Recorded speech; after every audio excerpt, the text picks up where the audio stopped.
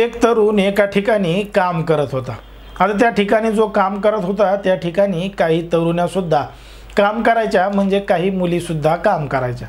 मग हे असंच काम करत असतानाच या तरुणाची नजर त्या तरुणीवर गेली आणि त्या तरुणीकडे बघून येणं डोळा मारला, तिला खून केलं।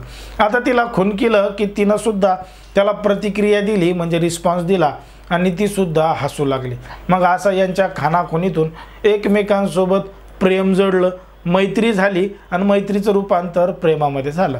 आता प्रेमामध्ये झाल्यानंतर लगेच यांनी एकमेकांचे मोबाईल नंबर शेअर केले आणि मोबाईल नंबर शेअर केल्यानंतर यांचं त्या ठिकाणचं काम आटपलं की हे घरी जाऊन एकमेकांना चॅटिंग करायचे, एकमेकांना बोलायचे आणि अगदी मनमोकळेपणानं सगळं काही व्यक्त व्हायचे।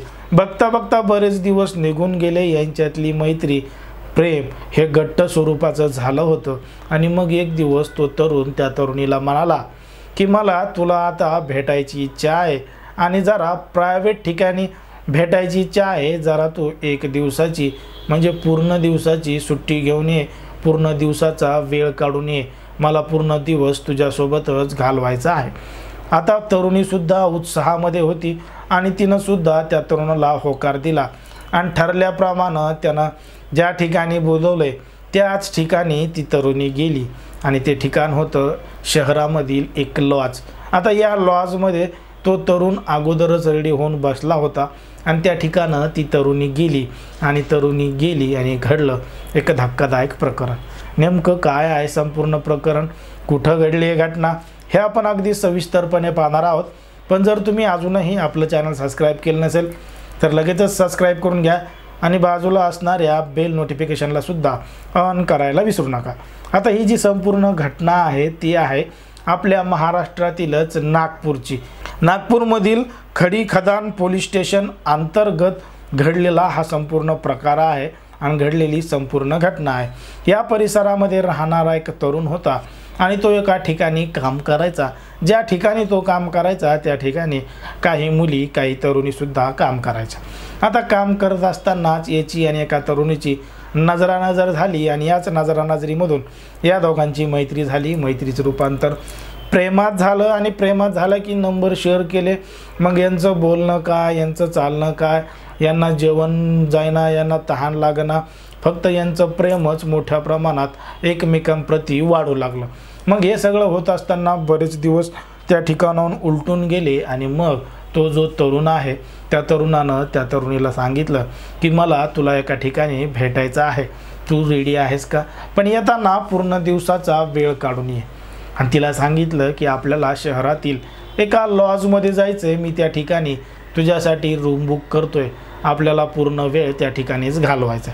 आता लॉजवर जायचं म्हणलं की ती तरुणीसुद्धा समजून गेली आणि तिनं त्याला होकार दिला, येते म्हणून सांगितलं।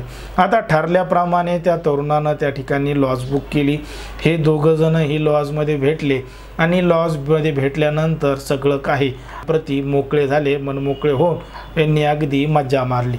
आता मज्जा मारल्यानंतर प्रेमामध्ये जे कसमा असतात, रस्मा असतात, शब्द असतात त्या एक दोघांनी खाल्ल्या। आपण कसं साथ जिएंगे साथ मरेंगे आणि जन्म जन्म साथ निभाएंगे असे काही ते वादे असतात, ते वादे एकमेकांसोबत केले।